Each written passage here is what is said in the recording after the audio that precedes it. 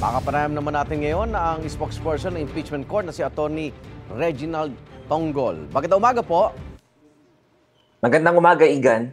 Natanggap na ba ng impeachment court yung resolution ng Kamara na nagpapatunay raw na sila'y sumunod sa saligang batas? Upon confirmation sa Senate Secretary na tumatayong branch or clerk of court ng impeachment court, wala pa mula kahapon na kaming natatanggap.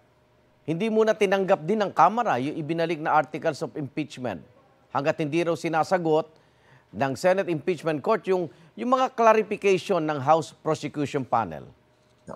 Igan, unang-una, wala pa silang fina-file sa korte na any motion for clarification. Sa mga news reports lang namin naririnig yun. Pero as to the impeachment court, wala pang formal filing. So hindi pa pwedeng maka-akto ang impeachment court regarding that matter.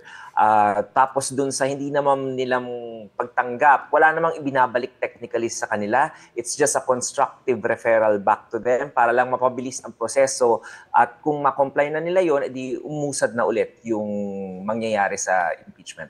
Okay, so medyo hindi tama ba yung obserbasyon ng Philippine Constitution Association o PhilConsa na pinapaikot-ikot lang ng Senadong proseso ng impeachment court na tila iniiwasan ng mandato na maging impeachment court? Mali yung ganong argumento?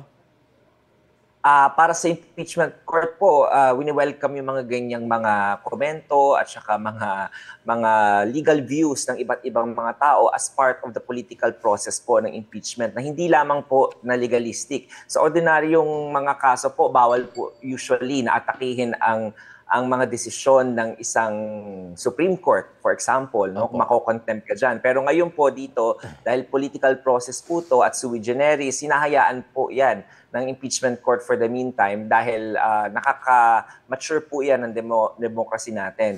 Ngayon sa iniisip po nila na tumatagal, wala po talagang tumagal kasi katulad po ng sinabi ng presiding officer at ng mga ibang mga tumayong senator judges doon, sa pag-i-issue po ng summons, umuusad na rin po yung sa parte po ng prosecution. Okay. At kahit naman po with or without that order na in-issue ng impeachment court natin, pareho pa rin po yung timeline natin. 10 days pa rin po sasagot hanggang June 23 yung vice-presidente. Tapos 5 days po yung prosecution hanggang June 28. Ibig sabihin po, bago matapos yung termino nila, meron pa rin pong authority yung mga House prosecutors to file their reply to the answer. So with or without that, ganun pa rin po yung timeline. Napaaga pa nga po ng isang araw.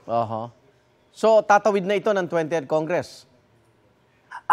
Kahit wala po yung order na yon at kahit meron pong order na yon, ang assumption na po ng impeachment court ay yung some of the proceedings will actually cross over to the 20th Congress. Kaya nga po para ma-assure po na tuloy-tuloy po ang pag-usad at wala na pong any hiccups along the way, ay yung House of Representatives na po ang sumagot para sila na po ang mag-determine ng constitutionality ng proceedings at hindi na po tayo umasa sa Korte Suprema. Okay, may komunikasyon na po ba sa office ni Vice President Duterte hinggil dito sa summon?